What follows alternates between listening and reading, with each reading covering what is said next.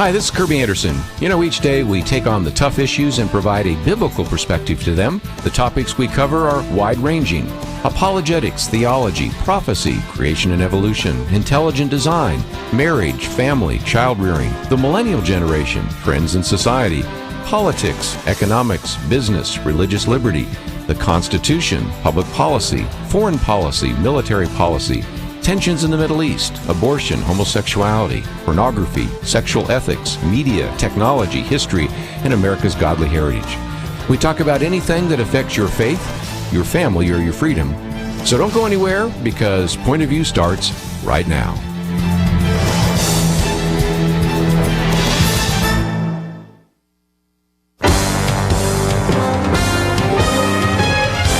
Across America, live. This is Point of View.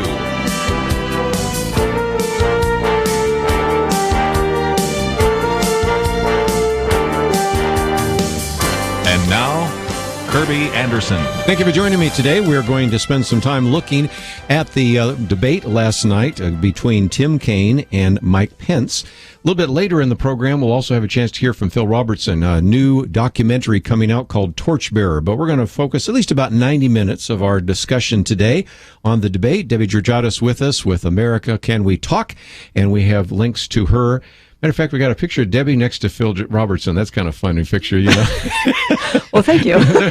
Really, the two opposites of the spectrum here, but nevertheless, that's kind of fun. It's on the website, pointofview.net. We're, of course, in studio, and we have an interesting debate that took place last night, and it was completely different than what people predicted.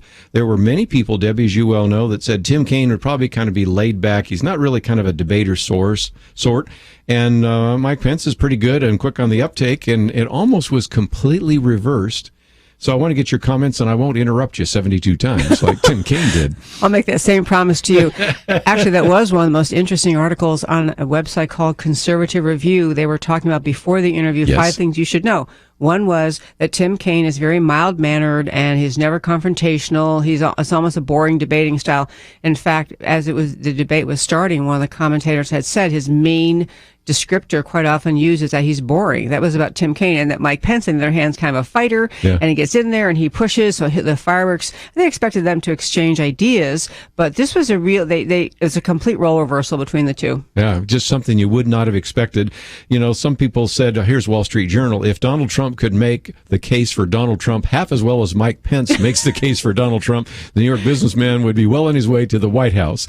Now, there have been some that have argued that he didn't make much of a case. There were a lot of shots, and we're going to play some of the clips here, and so people can hear it for themselves if they didn't hear it last night, or if they, after 15 minutes, said, I got to turn this off. This is just, it's just so, and it wasn't that both were talking over each other. It was Tim Kaine kept interrupting Mike Pence or talking over him, and a moderator, which we'll get to in a few minutes, didn't bring any kind of order to that.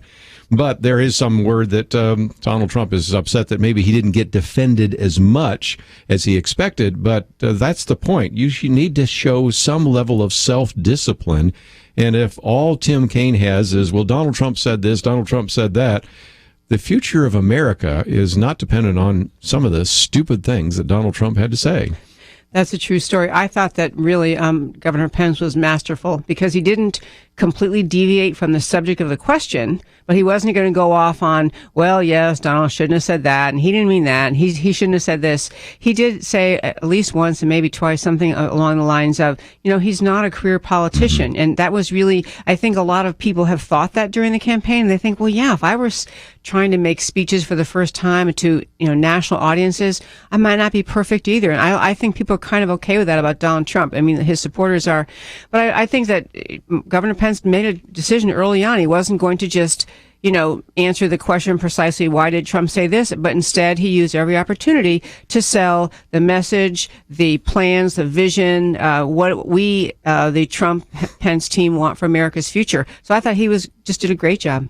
The moderators obviously have a difficult job, but this moderator seemed like she was maybe out of her league. I might not be aware of her background, and maybe there were some limitations on her, and so it was difficult to see. But I've been over the years required many times to moderate debate, sometimes between atheists and Christians. Now, obviously, the atheists will pick me because they think I'm really fair, and the Christians are glad to have me.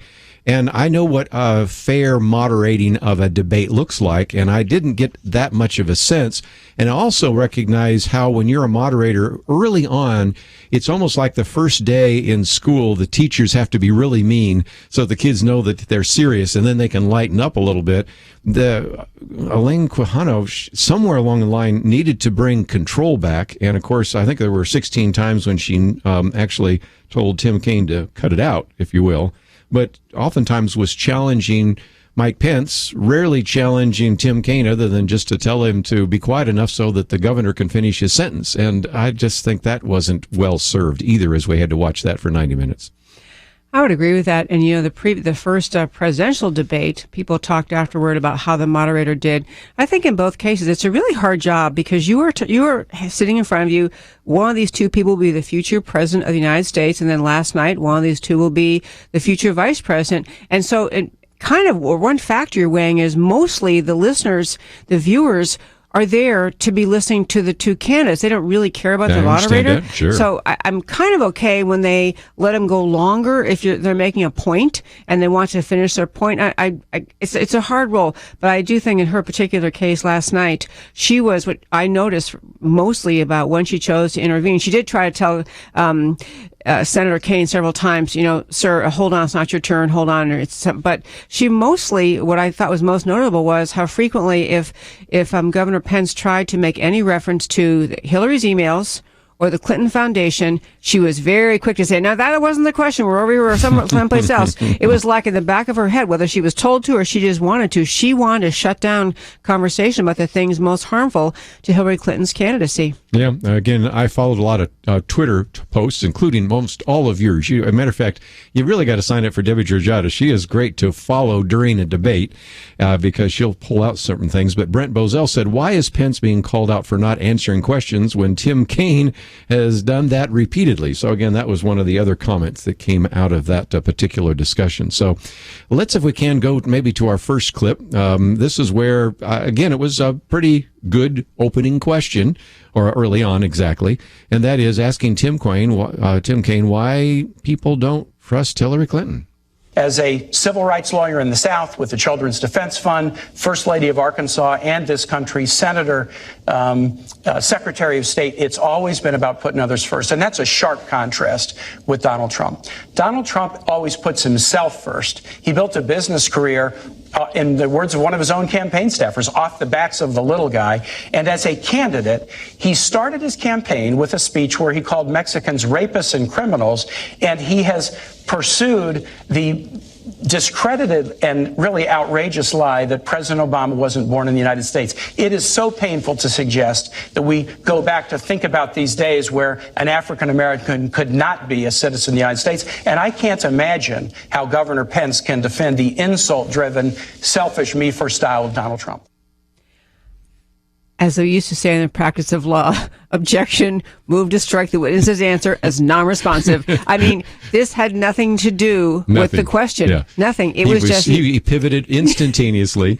And then again, and we'll get to that a little bit later, where Mike Pence say, wait a minute, you left out the other part, about the fact that, there were people coming over the border that are rapists and murderers and others, but they're probably good people too. You keep leaving that out. And then actually, because he asked the birther question, say, I just can't believe it's a time when we would not want an African American to be president. I mean, again, trying to even twist it in a racist way. Again, as a lawyer, you can imagine how you'd object to that, not only on not answering the question, but totally manipulating the facts. But that, it was kind of a little bit of a signal as to what the rest of the evening was going to be like. So again, not even responding to, I think, the really important question, why is there's a lack of trust of Hillary Clinton? Two quick statements about her as a lawyer and as a senator and in a government office, but then talking all the rest of the time about Donald Trump. Well, we got a lot more. Tim Kaine, Mike Pence, but Debbie Georgatos with us. We'll be back right after this.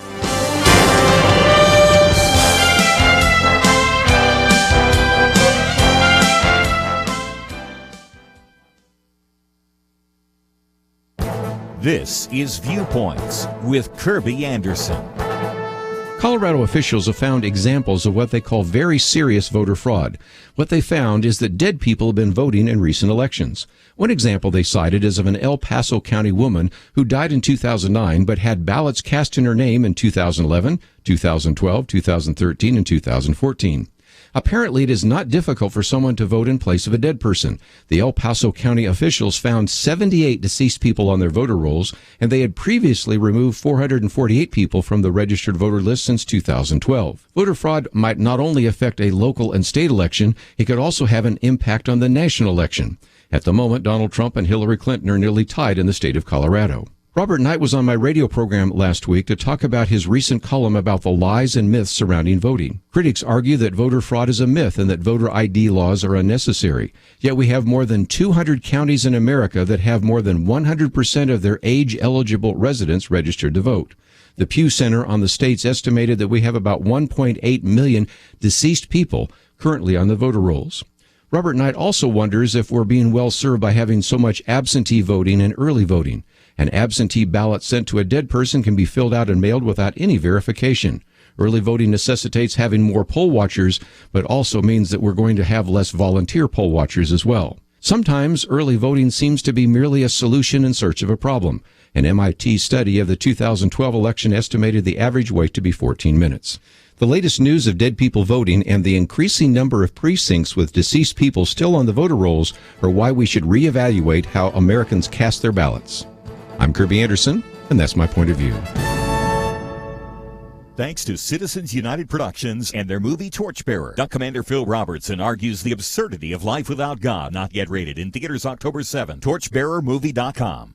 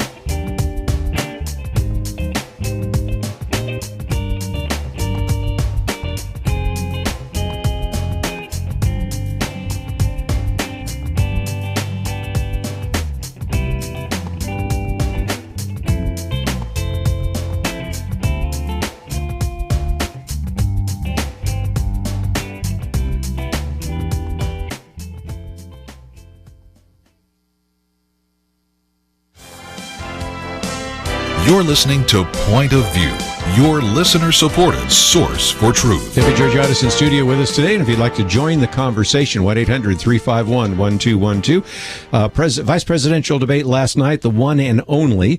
The Wall Street Journal said that they felt that Mike Pence did a very good job. Mike Pence is a former, they said, radio talk show host, and we've talked about this before. He showed with his cool, articulate delivery.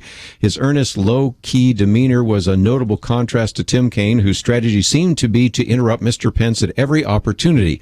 Perhaps the Virginia senator studied Joe Biden's strategy from 4 years ago when the vice president did the same against Paul Ryan, but Kaine is not a natural bully. Our guess is that his endless interruptions grated on millions of viewers. Well, that's kind of what they found. I mean, here is a Frank Luntz focus group that they had, and they had a couple, but one was in Ohio, the one that I think we'll look at in just a moment, and he was also sending out Twitter feeds, and Kaine is interrupting way too much. He said Pence's attack on Hillary's foreign policy is scoring much better than Tim Kaine's interruptions. Then when Mike Pence gave a very methodical answer on economic growth, you could see it just skyrocketed. And he said, can we get a number higher than 100? Because everybody was turning their dials up and really liking that. And then Mike Pence is winning because Tim Kaine cannot debate like an adult without interruptions. These are some of the Twitter feeds that were coming out at that particular time. And at the end, they had 26 in the group that voted. I don't know if they had 26 or more, but 24 of the group members said Mike Pence won on national security. 2 said Tim Kaine. So then there were a couple other comments, which actually were powerful enough I might not want to say on the air anyway. Some people had some pretty strong things to say about those 72 interruptions by Tim Kaine of Mike Pence. Yeah, you know, it is hard. I was trying to watch the debate last night, trying to think if I really were one of those undecided, centrist, independent, moderates, whatever they are, and what would I think? And honestly, it's kind of insulting to the listener, because what Senator Kaine is kind of telling the listener is, you don't get to hear what Governor Pence is saying. You're not, I know you tuned in to hear both of us, but I'm going to shut him down. It's rude to the listeners. And the other thought I had too was, it's so odd, because if I had one criticism of Donald Trump in the first presidential debate, he interrupted too often. I think so too. And Hillary would say something, he would say, that's not true. Yeah. I didn't say that. And it was irritating even. And so I think that is really a funny thing. You would think that that'd be something that, having observed that debate and talked about it within the campaign, that Governor Kaine would have thought, well, I'm not going to be like that because people didn't like that. But he was worse by a landslide. I certainly did not expect that. And after hearing it for a few minutes, I thought, what is going on? Because on Monday, we actually had Foster Freeze on for a while, and he's got this new website, Return to Civility. And I was saying that I think we might see more civility in the vice presidential debate, because you have a senator and a governor, former mayor, and also a former governor, as well as a former member of Congress. So when you look at the background, these are two individuals. I felt like, if anything, it might just be too policy wonkish. Well, it didn't go there at all, and I think it would have if you had somebody else other than Tim Kaine sitting in that other chair, because that's seemingly where Mike Pence wanted to go, even if sometimes it wasn't quite where the moderator wanted to go. So if you could have taken two of the three out of there, I think we would have really enjoyed watching that debate. Now we sort of have to say that we endured it last night, so it's a little different. The one quickest, I know you want to get to some other clips. The one other thought I just had was, the kind of overall thought about it was, when you can't let someone else speak, you're kind of signaling that you can't defend yourself. You're not comfortable. You can't wait till he finishes to say why I disagree with you is X, Y, Z. You just look weak, I think. And I think, and I would say the same is true in Donald Trump. You just don't look, that's just not presidential, but you look like underconfident. Like that's your tool. I think confidence comes by saying, I'll wait till you finish, but I'll have a better argument. And I've done a number of debates. I've moderated debates. I've been in debates. I understand a little bit about it. Nothing as high stakes as a vice presidential or presidential debate, but there is sort of a give and take and a flow. And so many of my debates have been more in an academic setting on a university, or even sometimes there have been a few in a church. Most have been in academic settings. You expect a little decorum, and when you don't see it, it just sort of reinforces this idea that, well, it's just a Donnybrook. It's just a big slugfest. And so I just don't think, I would hope people watch to the end, because I think some of the most powerful statements by Mike Pence about the sanctity of human life and those were at the end, which I thought was good to get to. But let's get to another issue, and that is Tim Kaine and Hillary Clinton are convinced that one thing that disqualifies Donald Trump is the fact that he just will not release his tax return. So there's what he said. Governor Pence had to give Donald Trump his tax returns to show he was qualified to be vice president.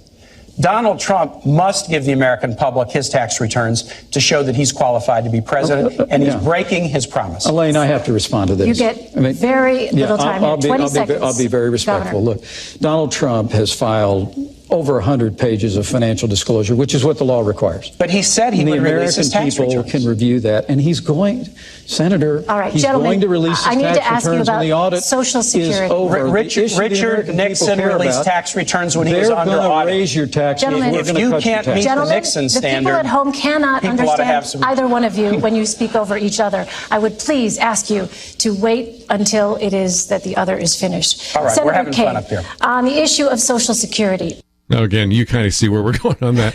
It's after a while, your head wants to explode. And again, when she says gentlemen, I'm like, well, no, there's one person had the spot in the microphone and the other person kept interrupting. So it wasn't that they were talking over each other all the time. There was one person that deliberately was interrupting and talking over. But go ahead. Any thoughts? Just that talking over thing, it is what the moderator was trying to say, but there are news programs that many of our listeners may tune into or just happen onto on Sunday morning, and they have a panel and they argue, or not just Sunday mornings, but during the week too, but they argue over each other. And my instantaneous reaction is to turn the channel or turn it off, because I want to hear, I actually care, even if it's the opposite, someone's expressing the opposite view from what I think. I want to understand what their arguments are, how they defend it, and then what the views are of the people. And so I just think it's just rude to the listeners. all around. It's just an unpleasant thing that people don't expect at this caliber of a debate. Let's, if we can, talk just about the tax returns now, and then after the break we'll get into whether or not he used the tax returns legally and all of that. But I think there is a case to be made that certainly it would have been smart for Donald Trump early on to release his tax returns. But the bottom line, he did not. And there's a point that Mike Pence made, and that is, if you've ever looked those financial disclosure forms, there's 100 pages in there. If you really wanted to understand what his assets and liabilities, what his investments are, that's going to tell you a lot more than a tax return. And so in some respects, this is just a way to needle Donald Trump, not to provide real disclosure, because I suspect that maybe once he does release his tax returns, they'll find some investment somewhere that they'll make a big deal about. And this is one of the reasons why I think he doesn't want to do that, because he saw what happened to Mitt Romney. Is when you got that much money and that much influence, sooner or later you're going to find some investment that somebody's not going to agree with. And given the fact that he's been involved in casinos, I'm sure there are probably a few investments that people are going to raise their eyebrows at.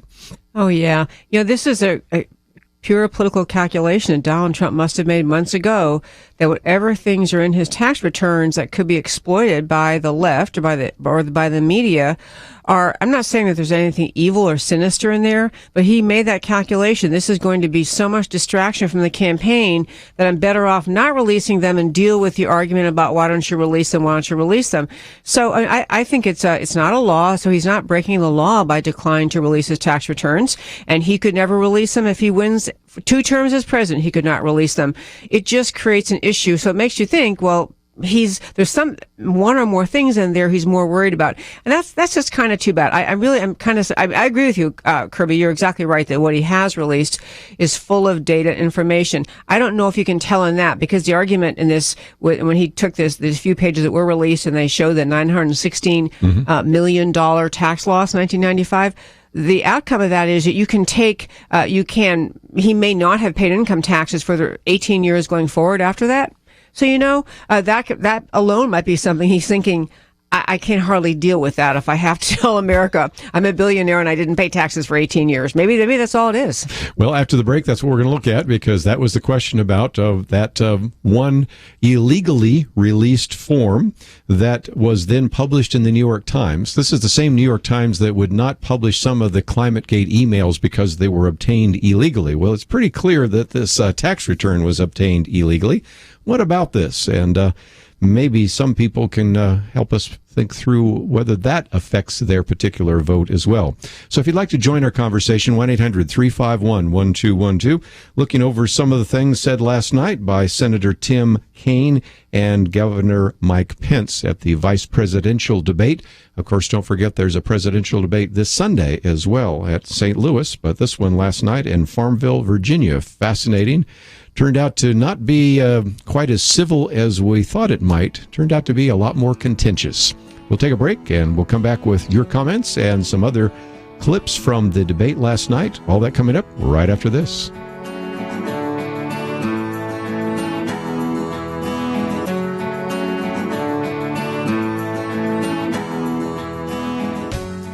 Our thanks to Citizens United Productions Glittering Steel and their new movie, Torchbearer, for their support. Torchbearer follows the Duck Commander, Phil Robertson, as he argues the absurdity of life without God. Human civilization's best chance of survival is to anchor itself in the God of creation. Torchbearer. This film is not yet rated. In select theaters October 7th. More information available at torchbearermovie.com. Whatever the venue, every team has its superstars and its role players. That's true in baseball, it's true in football, it's true in a lot of endeavors. You have the names everyone knows and those that practically no one knows. But there is no victory without everyone doing their part. For this radio program, for Point of View to be a winning team, for minds, hearts, and lives to be changed, we need you to step up today. Right now, please do your part, big or small, at pointofview.net. Look for the Donate Now button or call 800-347-5151 or send a gift to Box 30, Dallas, Texas 75221. Point of View will continue after this.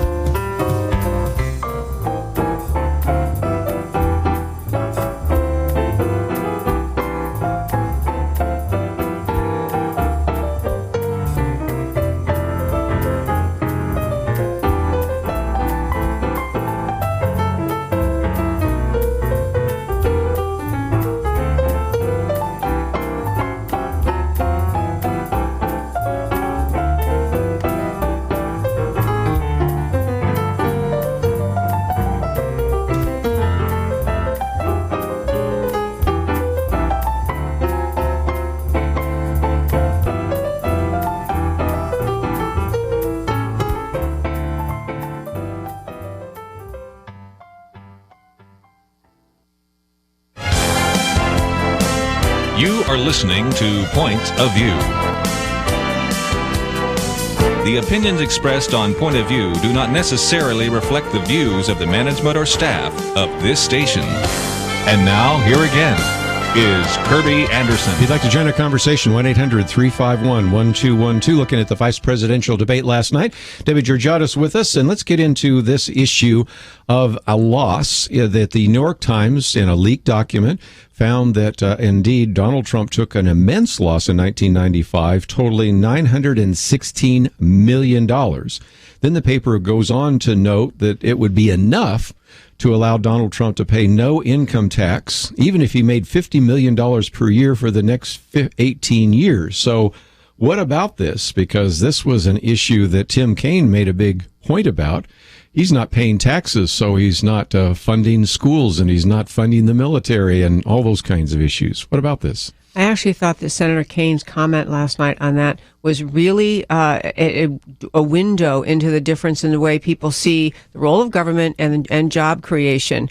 To Tim Kaine, government is so important and so big and the source of all good. And so no one should want to be, taking a big loss like that or failing to pay taxes. We should all want to pay more and more to grow this behemoth, because look at all the good it does. And for the more private sector person, you understand that if you are an entrepreneur, if you start businesses, you are going to have investment. You're going to have to invest money. Usually you invest a lot of money. You're not making any money.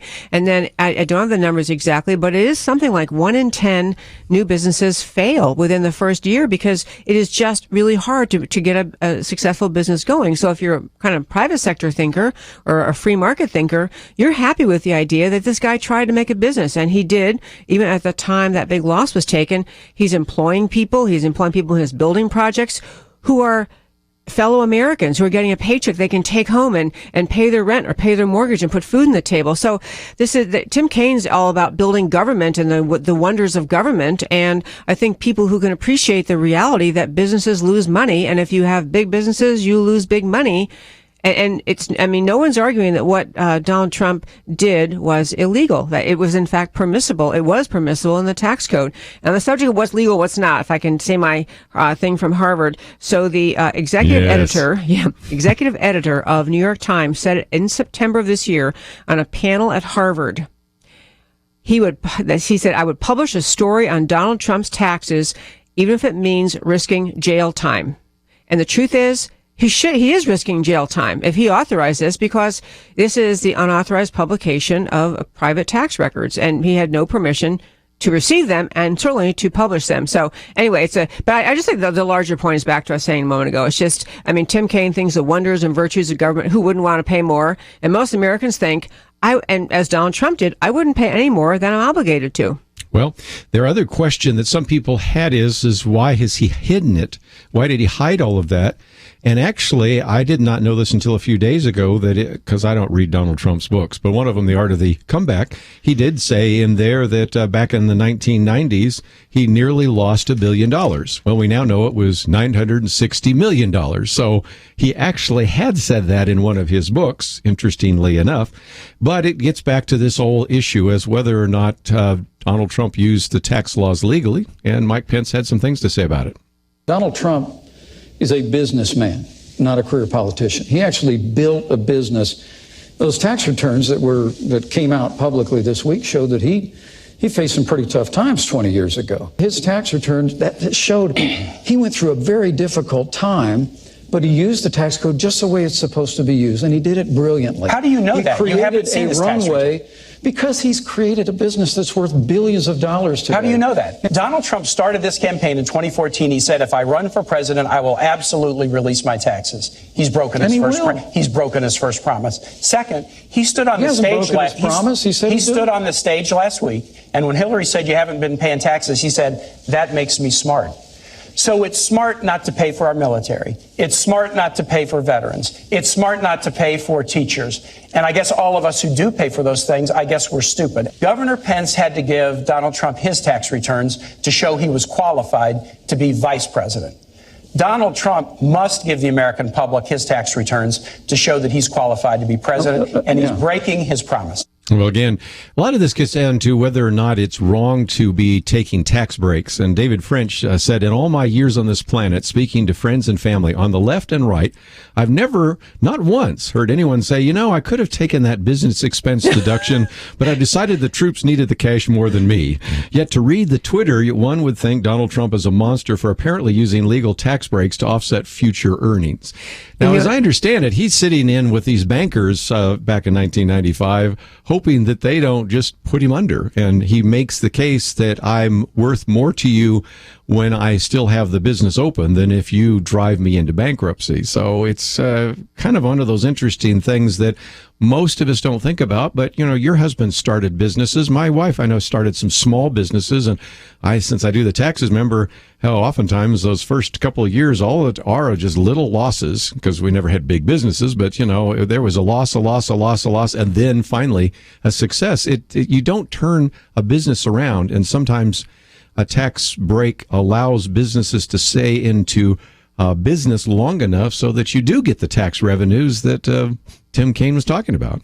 Yeah, I think that Senator Kaine is kind of counting on the ignorance of the American people to just hear big numbers. Wow, $916 million loss, and he's a rich guy and didn't pay. He's kind of counting on emotion rather than focusing on, did the law permit this kind of taking a loss in your taxes, and why does the law permit that?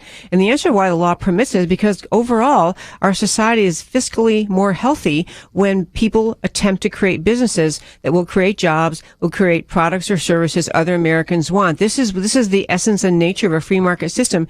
It's a beautiful thing. And the other arguments really ever thought was submitted to the IRS. Who was making the tax laws right then? That was actually Hillary Clinton's husband, former President Bill Clinton. This was legal under laws that Bill Clinton supported, that the New York Times used a similar thing, posted in 2014, a very large loss. This is what businesses do, but I think, again, that Senator Kaine is counting on an emotional reaction from largely non-business oriented voters who can't process what this means, and so they're being invited to think, oh, he's kind of cheating us. Yes. Well, we'll get into some of the foreign policy issues in just a minute, but let's take some phone calls if you'd like to join us. 1-800-351-1212. We'll head out to Georgia first. Milton, thank you for joining us today. Yes, thank you, sir. I'm a long-time listener. I listen to your program quite frequently, and it would seem to me that you guys are, I would have imagined, to be fair and impartial, but it seems though you guys have a slant toward Donald Trump. Therefore, one would assume, me included, that you guys are Republicans. Am I correct in assuming that?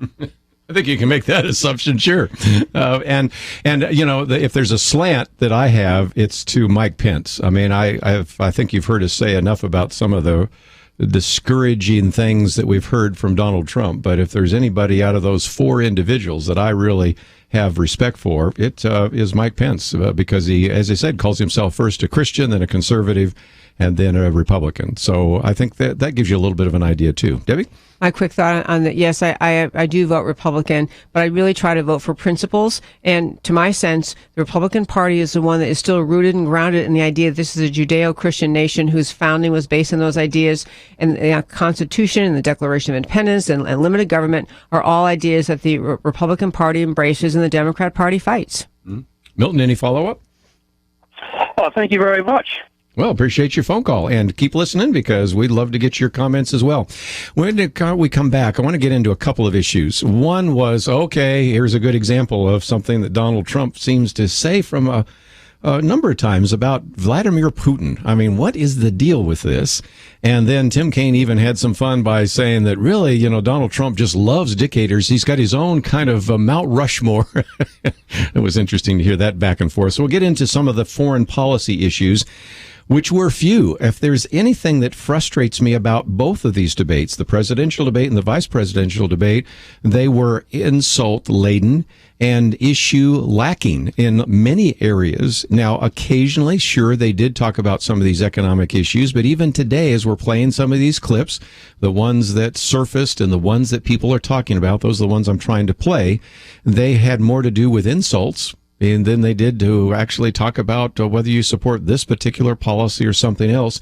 And if there's any particular debate that I thought probably would be very policy oriented, it would be the one between Tim Kaine and Mike Pence, because both of them have had experience in Congress. Both of them have been governors. One is still a governor.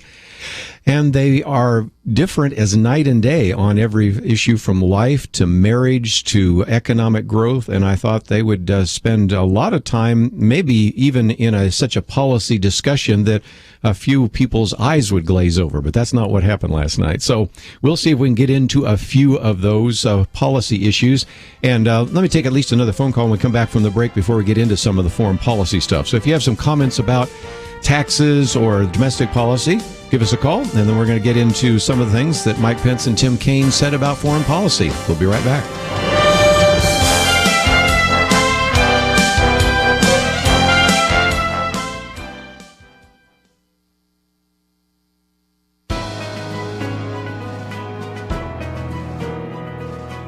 Welcome to the First Liberty Briefing. I'm Jeremy Dice. Lois Davis worked as an IT specialist near Houston, Texas. In 2011, her county employer was working to install all new personal computers, network components, and even AV equipment. In order to complete the project, the IT staff would be required to work through the weekend of the 4th of July. Davis, however, had a short conflict. That Sunday, July the 3rd, her church was having a very special service requiring her attendance and participation. She informed her supervisor of the conflict, offered to return to the office as soon as her religious commitment was complete, and even explained that there was a ready and willing volunteer to cover the time that she would be unavailable. Typically, employers are required to accommodate the exercise of an employee's religion. However, employers are not required to so accommodate if doing so would cause an undue hardship to their business. And that is exactly what Davis's employer argued, but the Fifth Circuit Court of Appeals disagreed. The court explained that it may not be an undue hardship for an employer to allow its employee 3 hours to attend a religious service, especially when that employee had arranged for a volunteer substitute to cover her responsibilities while away. Accommodating the religion of an employee can be difficult, but it's not impossible. Davis's case is a good reminder that the goals of an employer need not conflict with the ability of an employee to freely exercise her religion. To learn how First Liberty is protecting religious liberty for all Americans, visit firstliberty.org.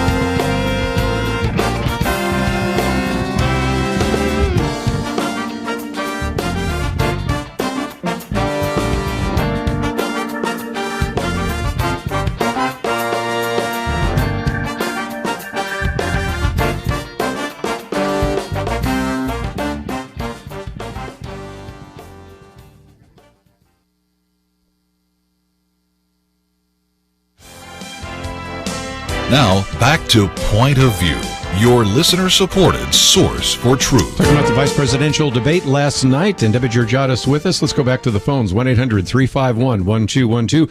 Robert in Texas, thank you for joining us today here on Point of View. Yes, how are you doing? Very good. What would you like to share with us today? Well, I guess in listening to y'all this afternoon, I was hearing how Donald Trump hadn't paid his taxes, and I guess that was legal by, every account I can catch from y'all. But when they were all these companies and whatnot that Donald Trump creates, I didn't hear anyone ever bring up how the people that work for these companies are contributing to the tax bill. They certainly are. You know, again, if you're going to be careful about this and say, well, okay, anybody who doesn't pay taxes should be vilified. Well, then the the New York Times did not pay taxes for a number of years. General Electric did not pay taxes. I can go down a very long list, but even if you say, okay, General Electric didn't pay corporate taxes one year, everybody that worked for General Electric paid taxes. So sometimes people are missing the point. And Robert, I'm so glad that you brought that up. Yeah, well, I appreciate your program, and I listen to it when I'm driving. I'm fracturing the law here driving, talking to you. But I enjoy listening to your program, and thanks for your time. Well, you keep listening, and you keep calling in, too. All right, let's get into some foreign policy issues. All right, Russia and Vladimir Putin. Here's some comments by Mike Pence. After the Russian reset, the Russians invaded Ukraine and took over Crimea. And the small and bullying leader of Russia is now dictating terms to the United States to the point where all the United States of America, the greatest nation on earth, just withdraws from talks about a ceasefire while Vladimir Putin puts a missile defense system in Syria. The provocations by Russia need to be met with American strength. And if Russia chooses to be involved and continue, I should say, to be involved in this barbaric attack on civilians in Aleppo, the United States of America should be prepared to use military force to strike military targets of the Assad regime. We've just got to have American strength on the world stage. And when Donald Trump becomes president of the United States, the Russians and other countries in the world will know they're dealing with a strong American president. Hillary also has the ability to stand up to Russia in a way that this ticket does not. Donald Trump again and again has praised Vladimir Putin, and it's clear that he has business dealings with Russian oligarchs who are very connected to Putin. The Trump campaign management team had to be fired a month or so ago because of those shadowy connections with pro-Putin forces. Governor Pence made the odd claim. He said, inarguably, Vladimir Putin is a better leader than President Obama. Vladimir Putin's run his economy into the ground. He persecutes LGBT folks and journalists. If you don't know the difference between dictatorship and leadership, then you got to go back to a 5th grade civics class. Well, again, I thought this would have been one point where Mike Pence says something that Tim Kaine says, well, I agree, I just think Hillary will do it better. But no, even there, pivot and then start talking about LGBT, which had nothing to do with foreign policy. If you want to drop it in where it's appropriate. But, I mean, just every time we could even at least have some bipartisan agreement about what is happening in all sorts of places, Ukraine, what's happening in Syria, what's happening with Russia. That was the part where I just said, I guess we're just not going to find any place where there's even the slightest bit of agreement between Republican and Democrat tonight.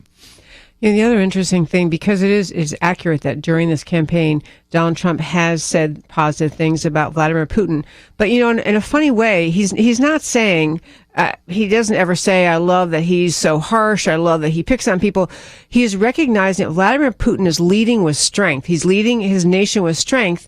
And Donald Trump, is contrasting that picture with what Barack Obama has done in this country, which is just simply lead from behind, failed to be a leader. And America is the loss in the world because America is not the standard, the force for good that it has been over the decades and centuries. The world has been hurt by President Obama's weakness. So I think mostly what Donald Trump is making reference to is Vladimir Putin strong and Barack Obama is weak as a leader. And so you see in the course of Barack Obama's presidency, you see Russia being expansionist, Russia becoming, flexing its muscles, invading into Ukraine. You see them actually being expansionist because they don't fear America. That's the point that Trump is making. Well, again, Tim Kaine didn't see it that way. He thinks that Donald Trump loves dictators. He loves dictators. He's got kind of a personal Mount Rushmore. Vladimir Putin, Kim Jong-un, Muammar Gaddafi, and Saddam Hussein. And last and most dangerously, Donald Trump believes that the world will be safer if more nations have nuclear weapons. He said Saudi Arabia should get them, Japan should get them, Korea should get them. And when he was confronted with this and told, wait a minute, terrorists could get those, proliferation could lead to nuclear war, here's what Donald Trump said, and I quote, go ahead, folks, enjoy yourselves. I'd love to hear Governor Pence tell me what's so enjoyable or comical about nuclear war. Governor Pence. Did you work on that one a long time? Because that had a lot of really creative lines in it. Well, I'm going to see if you can defend any of it. Look, I can defend. I can make it very clear to the American people. After traveling millions of miles as our Secretary of State, after being the architect of the foreign policy of this administration, America is less safe today than it was the day that Barack Obama became president of the United States. It's absolutely inarguable. Again, some of the comments back and forth on foreign policy issues. Did you work on that one for a while? You know, his own personal Mount Rushmore. I suspect we'll hear that again out there in the campaign. It was a good turn of phrase, but again, Donald Trump's going to have to show a lot more discipline on Sunday night because, if nothing else, it was good to begin to hear some other aspects of what could be our foreign policy, what should be our foreign policy, rather than talking about what was said about Miss Universe or something else that has no possible implication to the future of this country. Absolutely. You know, two quick things I was to comment on. One was there has been discussion about why it is that America chose to invade Libya, and that is one of the foreign policy things that Hillary Clinton touts as a success, and many people would argue it was a very poor decision. And at the time the invasion was made and the decision to topple Muammar Gaddafi, he wasn't hurting anybody. I mean, he was not a wonderful leader, but at that point in time, he wasn't hurting anybody. He wasn't attacking his people.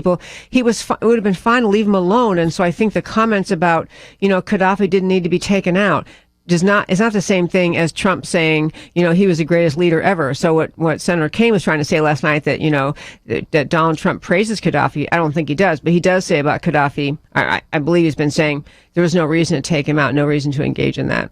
Well, let's take a break. When we come back, we're going to spend a little more time hearing from Mike Pence and Tim Kaine, and certainly get into the issue of whether or not Donald Trump is a risky choice. That was one of the questions asked.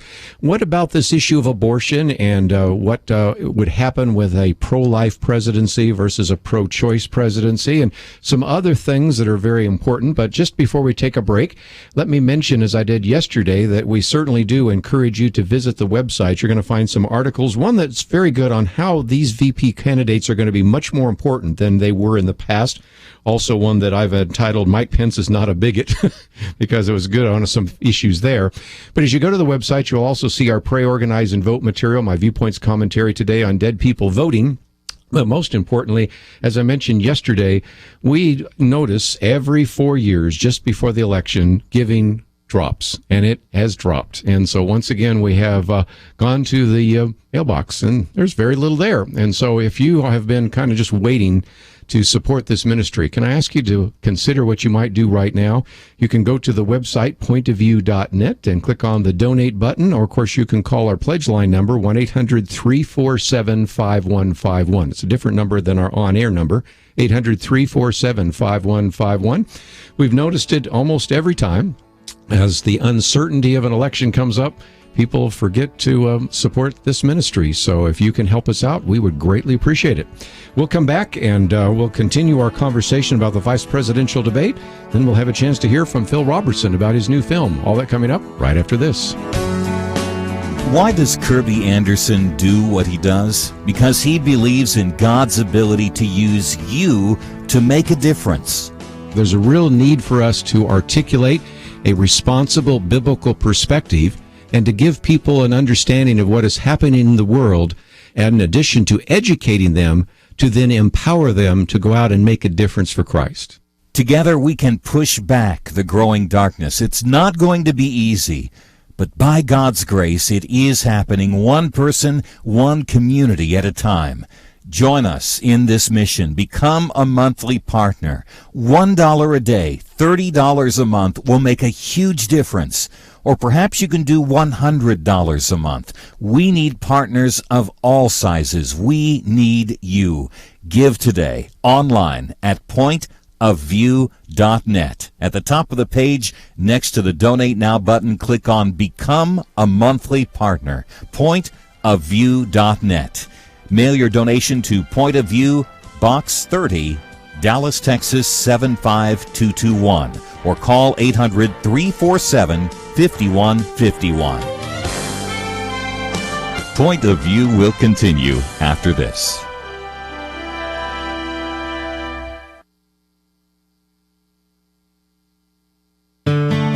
I just thank God for y'all. I listen to you every day, truly. I wanted to thank y'all for everything you do each day to inform Christian families and our community about the things we can do, and just the way you're so informative. I listen to you daily and love you guys and appreciate you so much.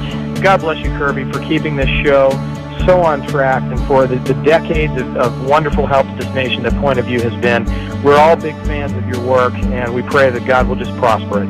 As a Christian, over the years that I've followed this program, I am constantly challenged to be on guard and to evaluate what's going on. And if for no other reason, to protect the caliber and the truth of your programming, I need to participate and to back your program financially to ensure that the truth stays out there for people to hear, to view, and to be a part of.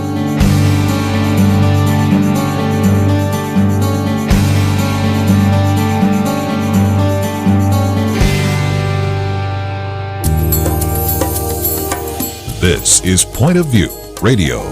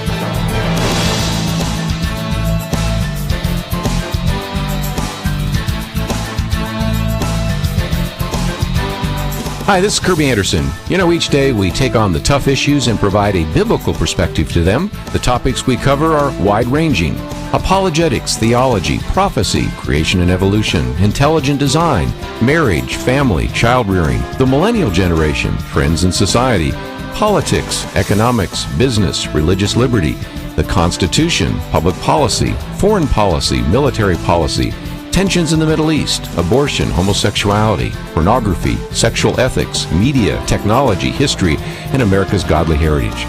We talk about anything that affects your faith, your family, or your freedom.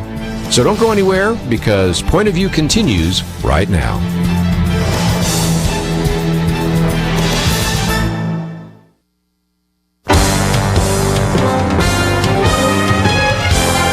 Across America, live. This is Point of View.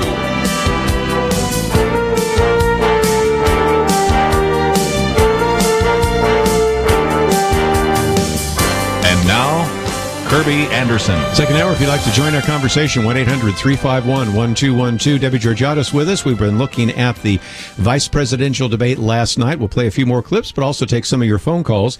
But in the last half hour, we're going to hear from our friend Phil Robertson, joined us once again to talk about this new film, Torchbearer. We'll give you a chance to hear from him about how this is a film that you may want to attend. It's a little strong because it's obviously going to talk about all sorts of things, from, you know, what happens when a culture, a civilization, a country turns its back on God, no longer roots its rights and privileges and responsibilities in the Creator God, but instead depends on a strong man to determine what is right and wrong. And so, of course, he takes you to the guillotine, he takes you to the gulags, he takes you to Nazi Germany, he takes you to the jail cell of Martin Luther King Jr., he takes you to Omaha Beach, and takes you, of course, to Athens and Mars Hill, as well as Rome and some other things. But he'll be on with us in the last half hour. We just thought that would be something for you to know about, because the film debuts this Friday. Let's, if we can, take some very important questions, and I can see some of them want to get into a few of the clips that we're going to play here today. The first one is from Leroy in South Carolina, WLPG. Leroy, thank you for joining us today here on Point of View. Thank you very much, Kerby. Enjoy your show very much. Faithful listener too. I have a neighbor that worked with Obama. She's been working with Obama about 8 years, and she against capital punishment, punishment, sure. And for abortion, you know. But anyhow, I just wanted to say, Kane should be glad that when he puts the Clinton Foundation on the same level with Red Cross, I mean, if Senator Joe Wilson would have been there, I could hear that. That's a lie, you know.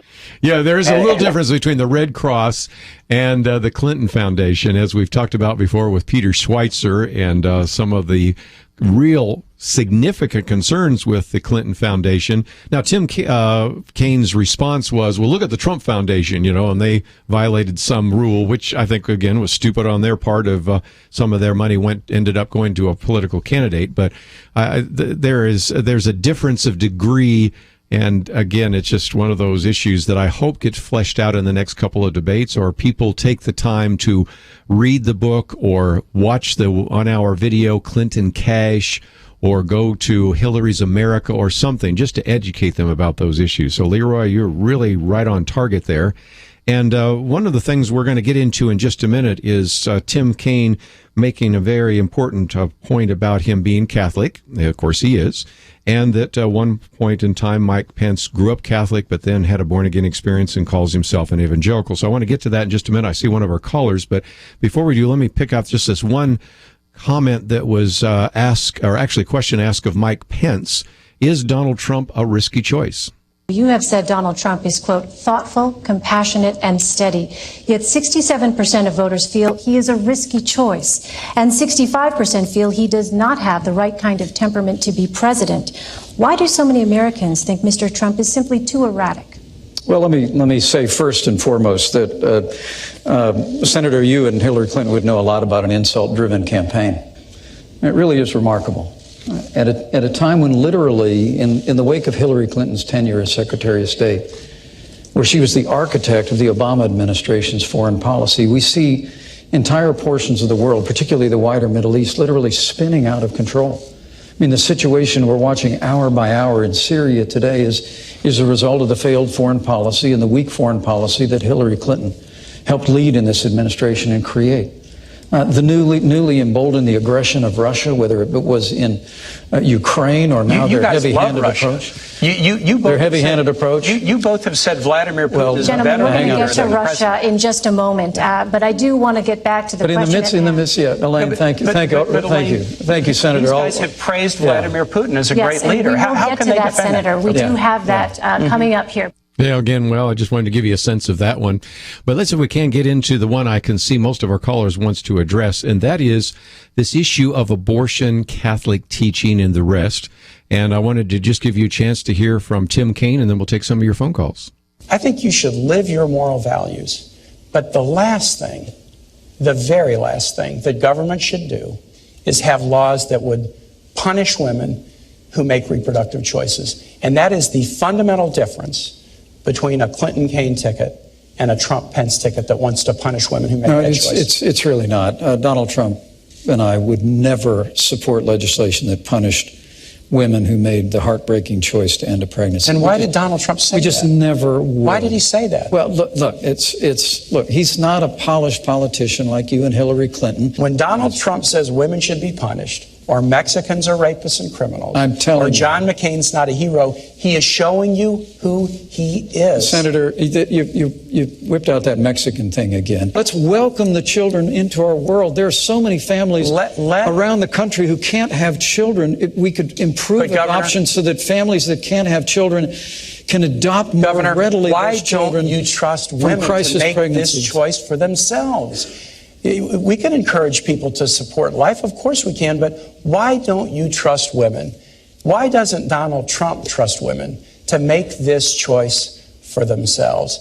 That's what we ought to be doing in public life, living our lives of faith or motivation with enthusiasm and excitement, convincing each other, dialoguing with each other about important moral issues of the day. But on fundamental issues of morality, we should let women make their own decisions. A society can be judged by how it deals with its most vulnerable, the aged, the infirm, the disabled, and the unborn. I believe it with all my heart, and I couldn't be more proud to be standing with a pro-life candidate in Donald Trump. So again, you get into that issue, and one of the things, Debbie, that we brought up in the last program was a very good piece by Dr. Jay Richards, in which he points out that the media has really been trying to play up Tim Kaine's Catholicism, and yet when you look at this, he has kind of the way in which some Democratic leaders have tried to say, well, personally he opposes abortion, but legally he wants women to make up their own minds. Well, if abortion has taken a human life, you can't even imagine that kind of statement.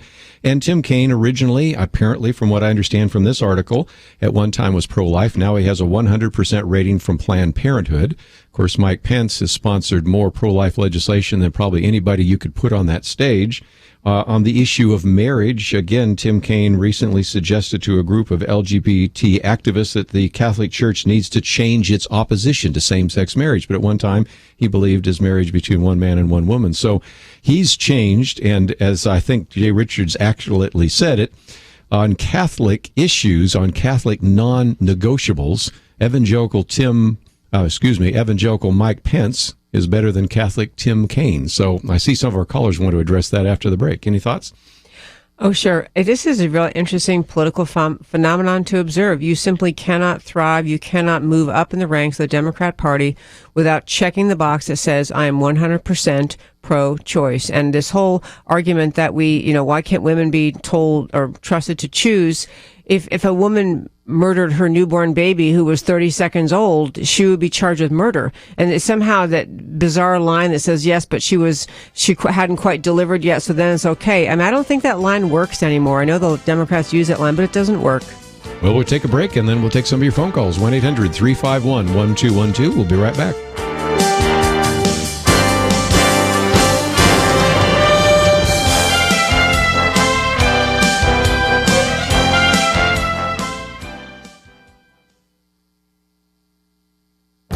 This is Viewpoints with Kerby Anderson.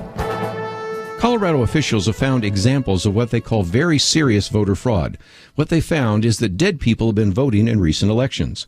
One example they cited is of an El Paso County woman who died in 2009 but had ballots cast in her name in 2011, 2012, 2013, and 2014. Apparently, it is not difficult for someone to vote in place of a dead person. The El Paso County officials found 78 deceased people on their voter rolls, and they had previously removed 448 people from the registered voter list since 2012. Voter fraud might not only affect a local and state election, it could also have an impact on the national election. At the moment, Donald Trump and Hillary Clinton are nearly tied in the state of Colorado. Robert Knight was on my radio program last week to talk about his recent column about the lies and myths surrounding voting. Critics argue that voter fraud is a myth and that voter ID laws are unnecessary. Yet we have more than 200 counties in America that have more than 100% of their age-eligible residents registered to vote. The Pew Center on the states estimated that we have about 1.8 million deceased people currently on the voter rolls. Robert Knight also wonders if we're being well served by having so much absentee voting and early voting.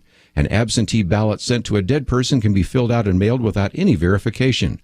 Early voting necessitates having more poll watchers, but also means that we're going to have less volunteer poll watchers as well. Sometimes early voting seems to be merely a solution in search of a problem. An MIT study of the 2012 election estimated the average wait to be 14 minutes. The latest news of dead people voting and the increasing number of precincts with deceased people still on the voter rolls are why we should reevaluate how Americans cast their ballots. I'm Kerby Anderson, and that's my point of view. Thanks to Citizens United Productions and their movie Torchbearer, Duck Commander Phil Robertson argues the absurdity of life without God, not yet rated, in theaters October 7. Torchbearermovie.com.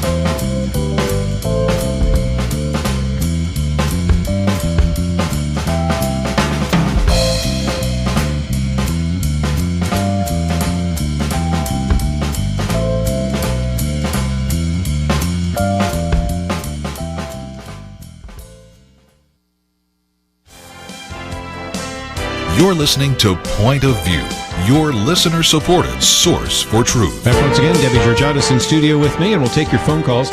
Lynn just mentioned at the bottom of the hour, we're going to have a chance to hear from Phil Robertson, so we'll take these phone calls and give you a chance to express your opinion about what you heard last night at the vice presidential debate.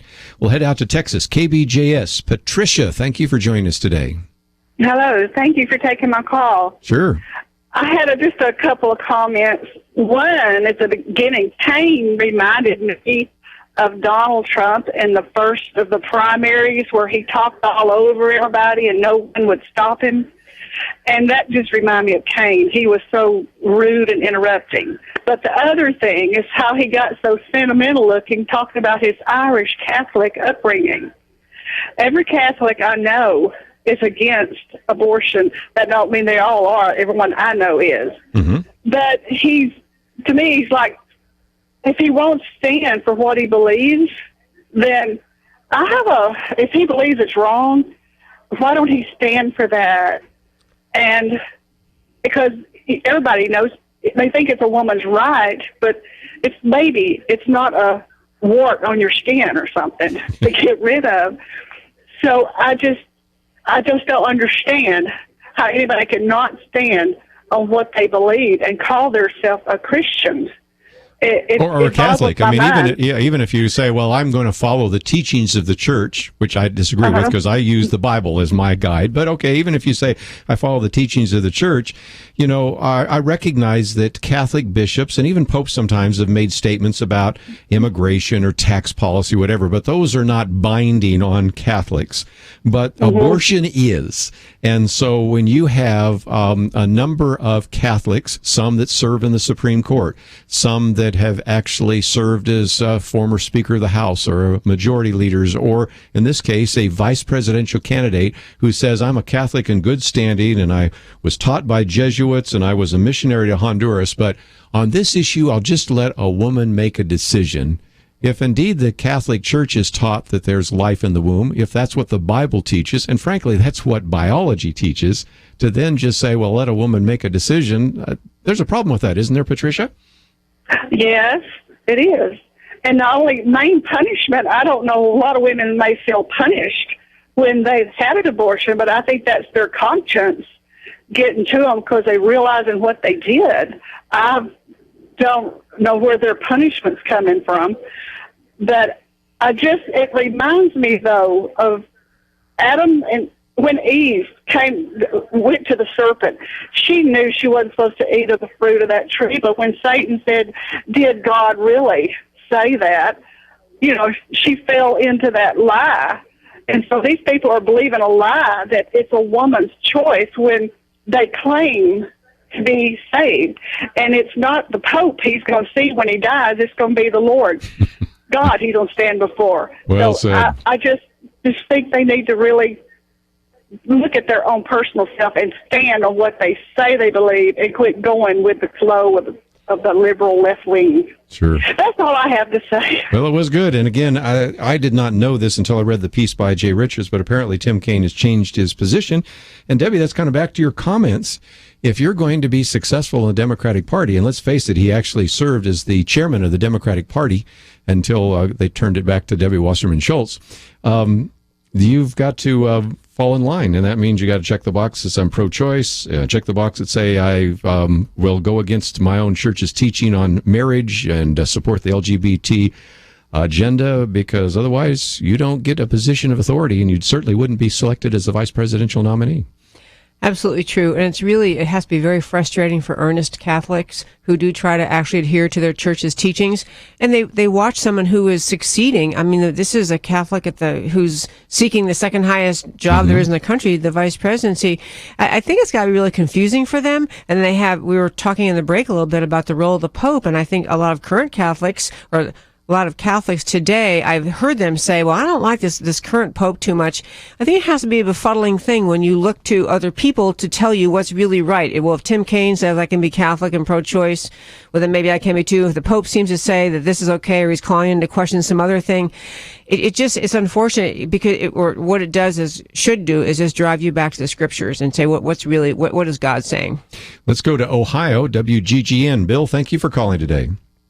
Hi, thanks for taking my call. I've got to go, and towards the end of the whole debate was probably the best of the whole debate. And when they made comment about their faith and how was it struggling with them to, holding their faith, and like when he was governor of Virginia, he said he struggled with capital punishment. Okay, and he struggled with that, but he still did it. All right. And then Mike Pence, God bless him, I never figured the guy was like that, but boy, he just brought it.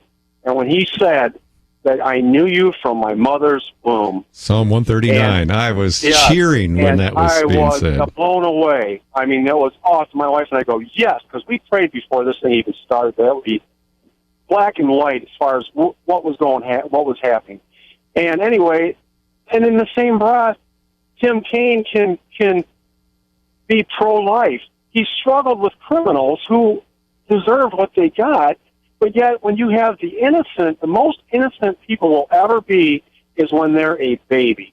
And for him to just blow past that like it was null and void, I thought, this guy has traded his soul for sin for a season, and he was so confused about who he is now, it was evident. I mean, he was just running all over the place. And he's suffering. He's enjoying sin for a season and leaving his faith, the way I see it. But God bless Mike Pence. He gave his testimony. He said about a nation being judged on taking care of the elderly and the affirmed and the babies. But like I said, if a guy can struggle with a criminal being put to death, but yet cannot, worse his heart. He is really out there. And you know what? it's a good running mate for Hillary. That's all I got to say about it. Thank you for taking my call. Well, again, you saw the contrast, and maybe you see why I've always been a fan of Mike Pence. I think he did a very good job. Let me try to pick one more call. We're going to be with Phil Robertson in the last half hour, so we'll go to Scott in Missouri. Scott, thank you for joining us today. Thanks, Kerby. Just as sort of a side note, I actually met Mike Pence at a place in Indianapolis, Indiana. He was a nice guy, but anyway, I really appreciate what he said about the whole issue of life. But once again, I was a little bit disappointed in his response because time and again, the pro-life community has this occasion to push back against, well, for lack of better words, the Democrat liberal side and say, okay, if you don't like, restriction on abortion, please tell me when life begins. Yes, and Rick Santorum did that years ago with Nancy Pelosi. Well, no, I guess it was with Barbara Boxer at the time. But, I just think that is a very effective strategy. Okay, is it 5 minutes before birth? Is it second trimester? Or when, because he did make the case, if I can give Mike Pence partial credit, by talking about this issue of partial birth abortion, that Hillary Clinton and Tim Kaine don't even have a problem with partial birth abortion. A vast majority of Americans do, abortion in the third trimester. So, good question. The other thing that I thought about listening to the exchange about abortion last night in the vice presidential debate was a comment that Tim Kaine kept going back to saying, why can't you trust the woman to make the decision? Why can't you trust her?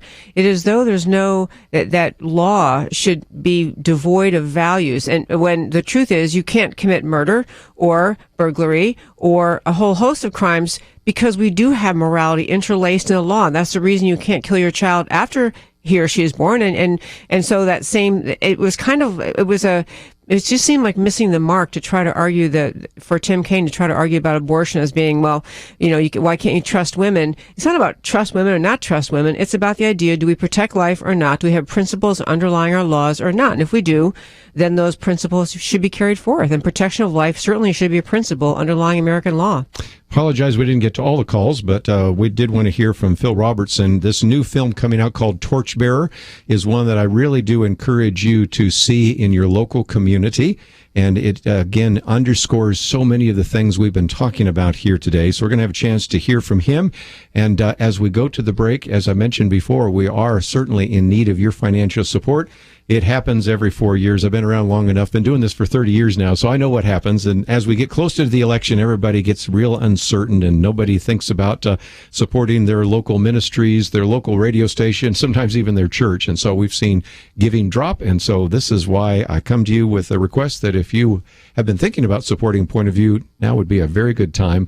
I also would like to challenge somebody to think about supporting Point of View on a monthly basis. We've suggested before you could be part of the Truth Team for $1 a day or $30 a month, $360 a year. You can be one of those kind of financial supporters that keeps us on the air. Again, the pledge line number 800-347-5151. And of course, we have the website pointofview.net. You'll find some good articles, including one about why these vice presidential candidates I think are going to be so important, and also a very good article about what we'll be talking about next, Torchbearer, the new movie. We'll be back right after this. Our thanks to Citizens United Productions Glittering Steel and their new movie, Torchbearer, for their support. Torchbearer follows the Duck Commander, Phil Robertson, as he argues the absurdity of life without God. Human civilization's best chance of survival is to anchor itself in the God of creation. Torchbearer. This film is not yet rated. In select theaters October 7th. More information available at torchbearermovie.com. Whatever the venue, every team has its superstars and its role players. That's true in baseball, it's true in football, it's true in a lot of endeavors. You have the names everyone knows and those that practically no one knows. But there is no victory without everyone doing their part. For this radio program, for Point of View to be a winning team, for minds, hearts, and lives to be changed, we need you to step up today. Right now, please do your part, big or small, at pointofview.net. Look for the Donate Now button or call 800-347-5151 or send a gift to Box 30, Dallas, Texas, 75221. Point of View will continue after this.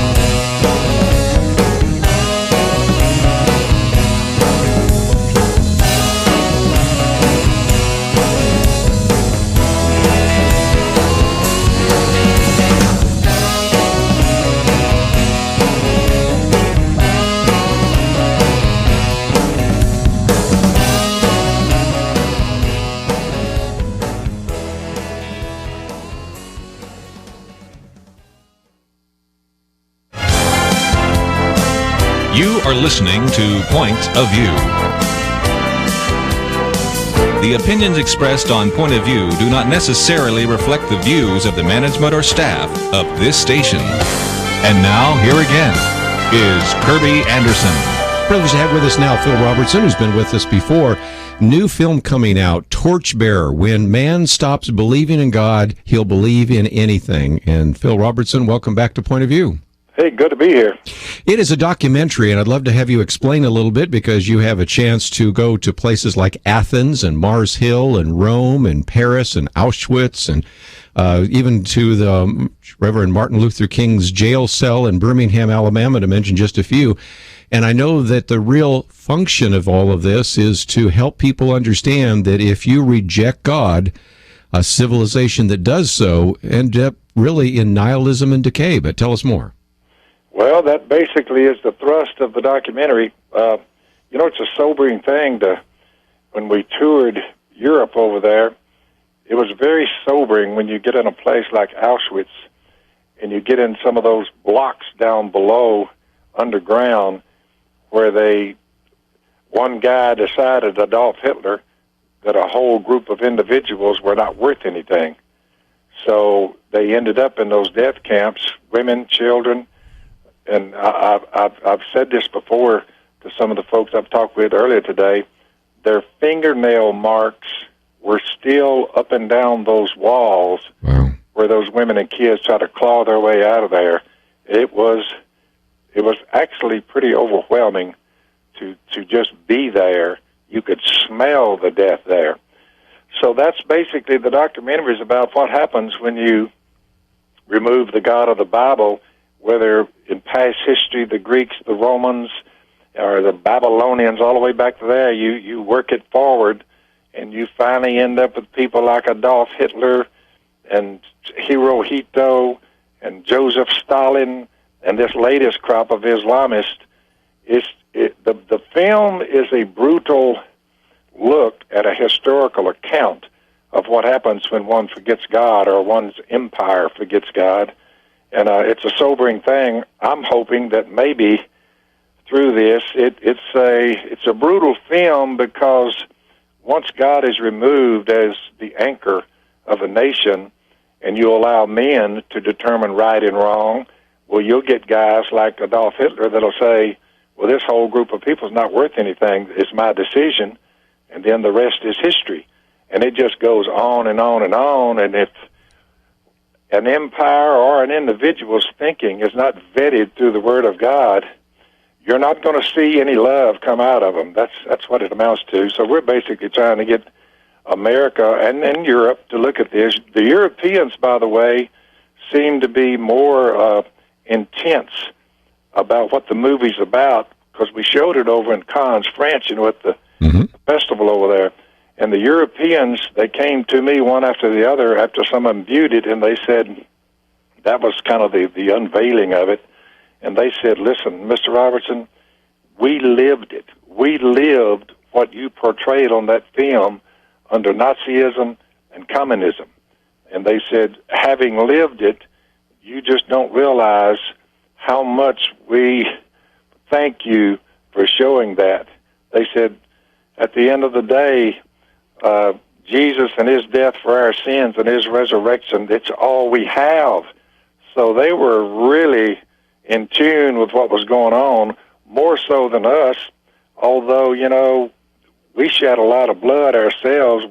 One of the scenes was on Omaha Beach, and all that blood spilled there by those guys when they hit Utah Beach and those gun emplacements. It's just a slaughterhouse.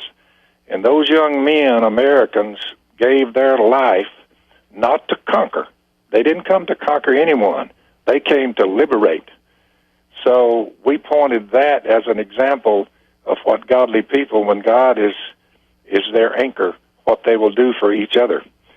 So it was a sobering thing there at Utah Beach, especially when you go up on the hill there where all the cemetery and all the dead are, So just making it was a pretty overwhelming thing, but I think it needs to be watched, maybe not so for the younger children, because it is a brutal film, because life gets brutal, my man, when God's not there.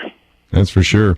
And when you talk about Europe, you can go all the way back, and I appreciate that you did this. Go back from the guillotine to the gas chamber to the gulag. So whether it's Robespierre, whether it's Adolf Hitler, whether it's Soviet communism, in some respects, you really kind of cover the watershed to show that we're not just talking about Hitler's Germany, but this has happened many times before there in Europe, hasn't it? Oh, if you look at it, just those four ideologies I mentioned in the last 80 years, the Nazis, the Shintoists, the communists, and these latest crop, the Muslims, where there is no Jesus, and there was no Jesus with those four ideologies.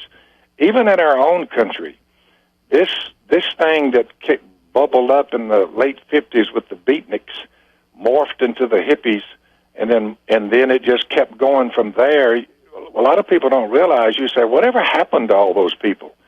Well, the point is these people that were there during the late 50s and 60s when the so-called sexual revolution, basically just rebellion and lawlessness and anarchy, when it started, most people don't realize that those people ended up in our government, in Hollywood, and there are professors in our institutions of higher learning, and that's where we're getting all of this so-called political correctness, which is just a fancy word, is saying, the dictionary says political correctness is orthodox liberal opinion regarding sex, race, gender.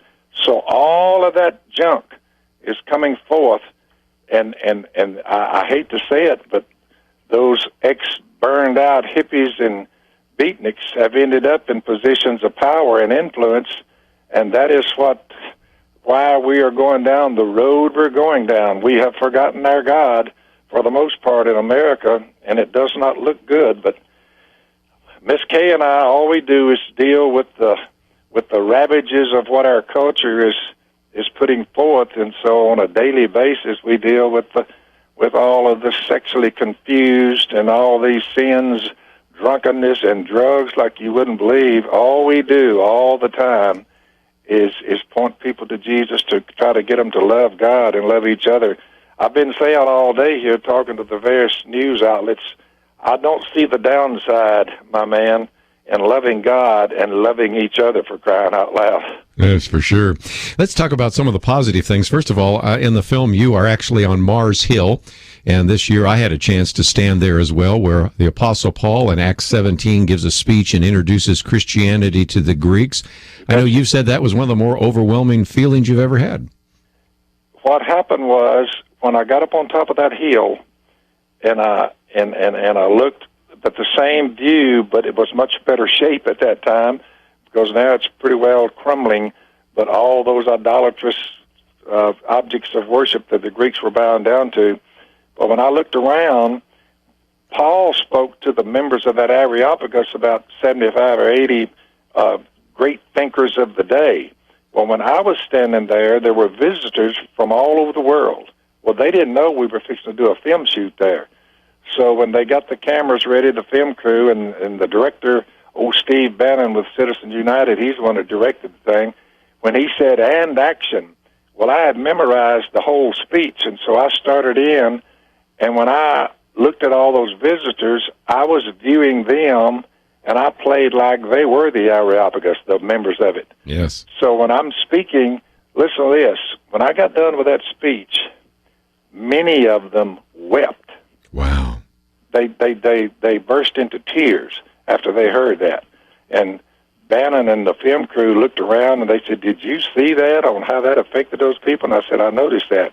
And he ends it up by saying, in the past, God overlooked such ignorance, making them out to be like gold or silver or stone, some image made by man. But he now is appointed the day when he will judge this world with justice. And he has given proof of this to all men by raising Jesus from the dead. So when that came forth, the Bible records that most of them sneered, but some of them believed. So therefore, even on that hill, I think some of those people they actually believed because of what they heard when I was repeating the speech, which that's pretty ironic, isn't it? It certainly is. Let's take a break, and Phil Robertson with us as we talk about this new film, Torchbearer. When man stops believing in God, he'll believe in anything. From the guillotine to the gas chamber to the gulag, as he says, the story is the same. When you take God out as the anchor of your civilization and open the door to tyranny, then whoever has the power determines what is right and wrong. So let me encourage you, even as we go to a break here, for you to go to our website. We have a link to torchbearermovie.com. You can actually put in your zip code. I did this myself because I'm going to go to one of the premieres and find a theater near you, because, again, it's important for us to understand how very significant this particular documentary film is. We'll continue our conversation with Phil Robertson right after this.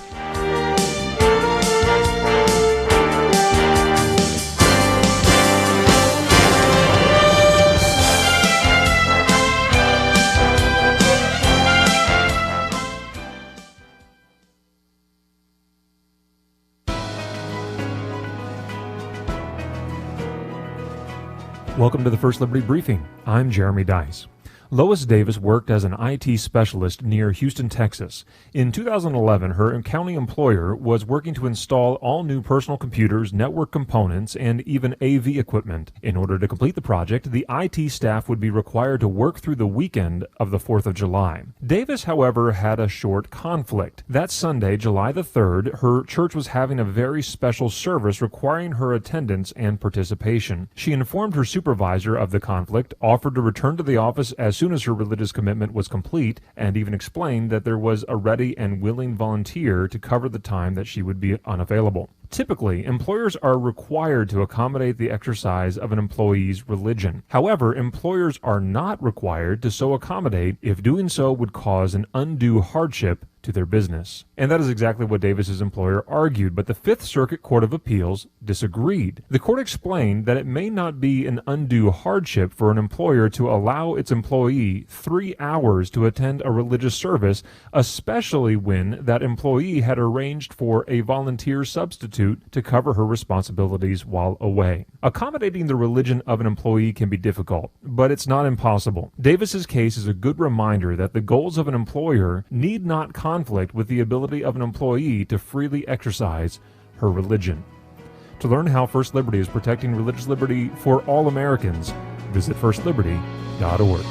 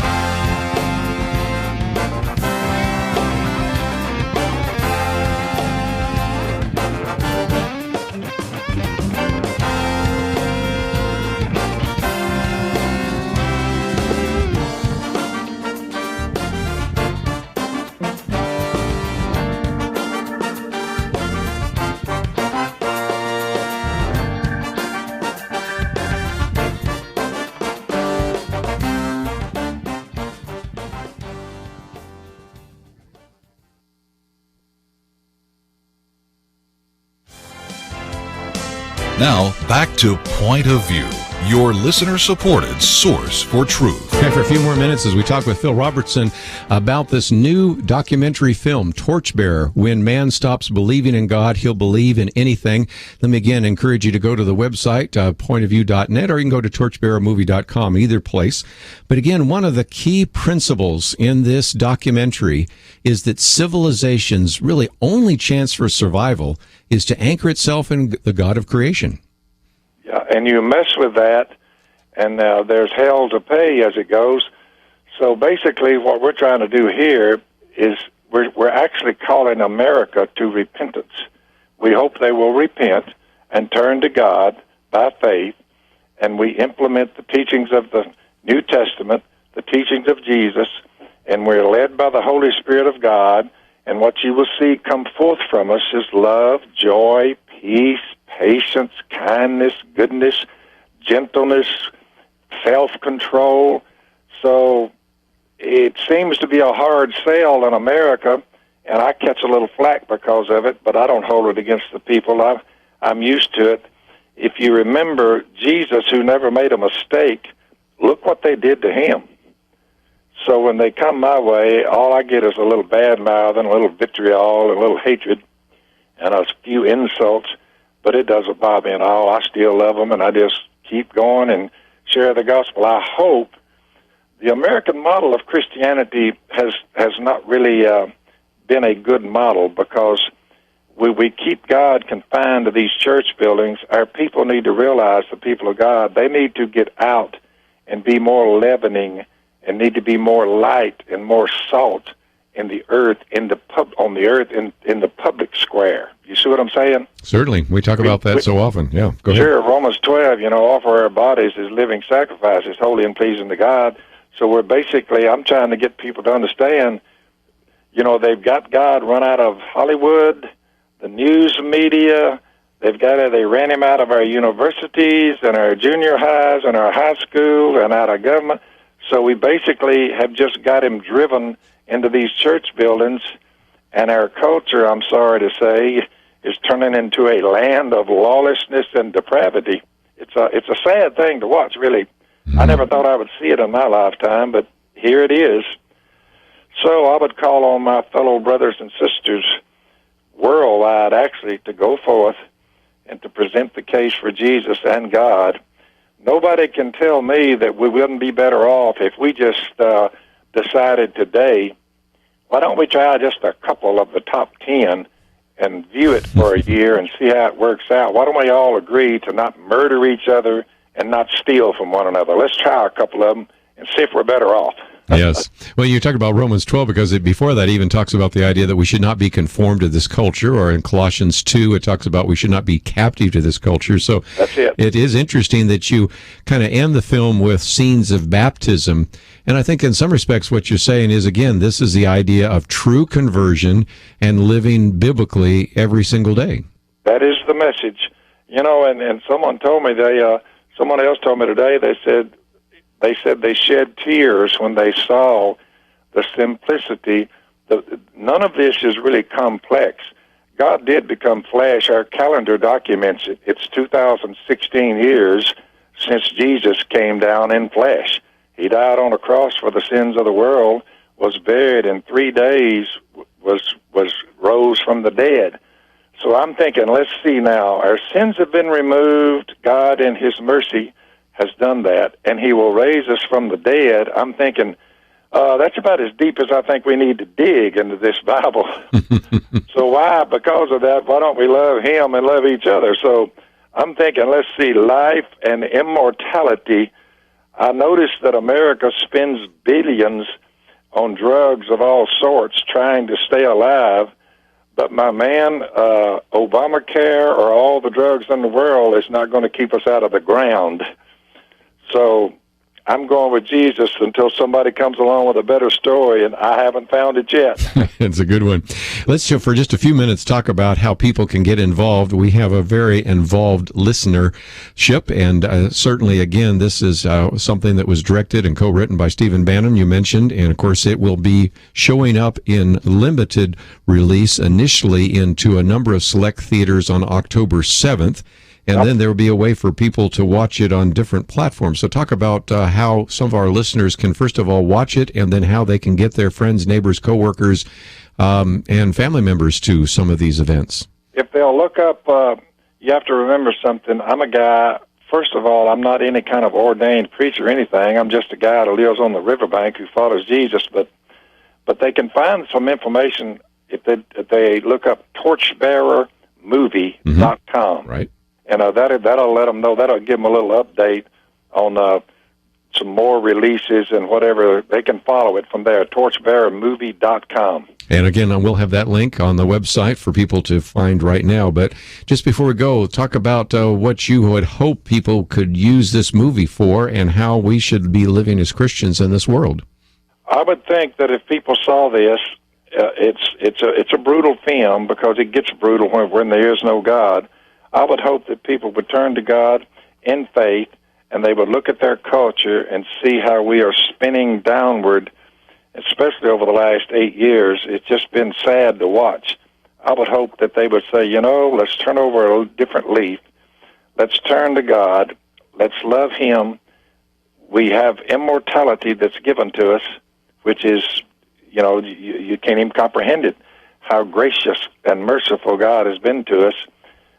Again, I just hope they see that there is no downside with doing right and loving God and loving your neighbor. That's what I would like for them to see when they see the carnage that ensues when he's not there. Again, the movie is entitled Torchbearer.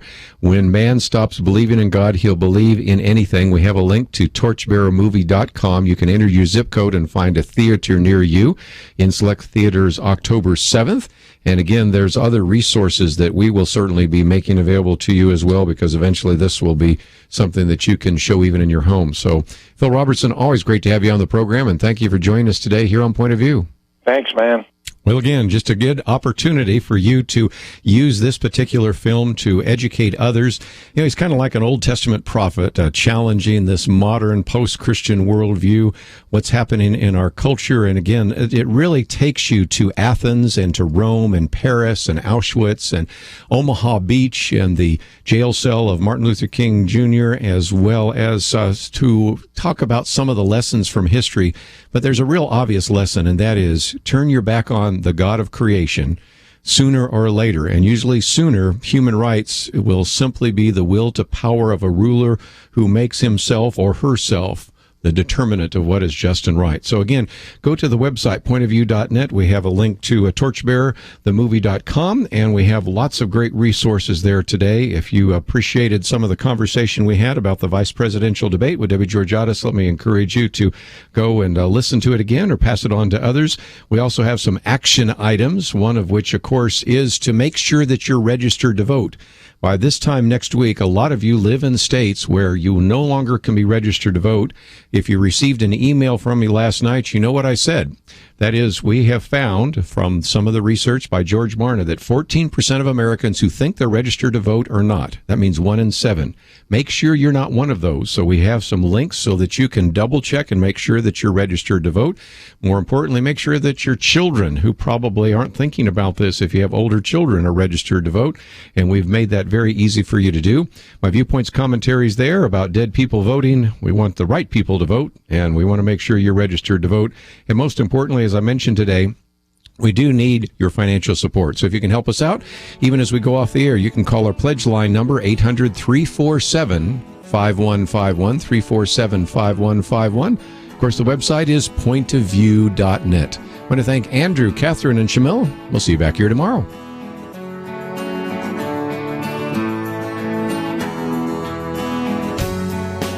Why does Kerby Anderson do what he does? Because he believes in God's ability to use you to make a difference. There's a real need for us to articulate a responsible biblical perspective and to give people an understanding of what is happening in the world, and in addition to educating them, to then empower them to go out and make a difference for Christ. Together we can push back the growing darkness. It's not going to be easy. But by God's grace, it is happening, one person, one community at a time. Join us in this mission. Become a monthly partner. $1 a day, $30 a month will make a huge difference. Or perhaps you can do $100 a month. We need partners of all sizes. We need you. Give today online at pointofview.net. At the top of the page, next to the Donate Now button, click on Become a Monthly Partner. Pointofview.net. Mail your donation to Point of View, Box 30, Dallas, Texas 75221, or call 800-347-5151. Point of View is produced by Point of View Ministries.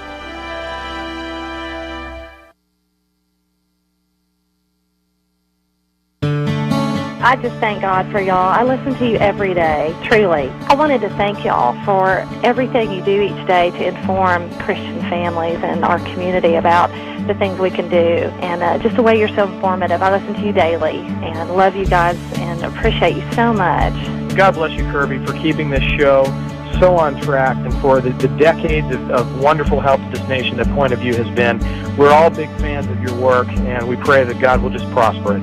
As a Christian, over the years that I've followed this program, I am constantly challenged to be on guard and to evaluate what's going on. And if for no other reason, to protect the caliber and the truth of your programming, I need to participate and to back your program financially to ensure that the truth stays out there for people to hear, to view, and to be a part of.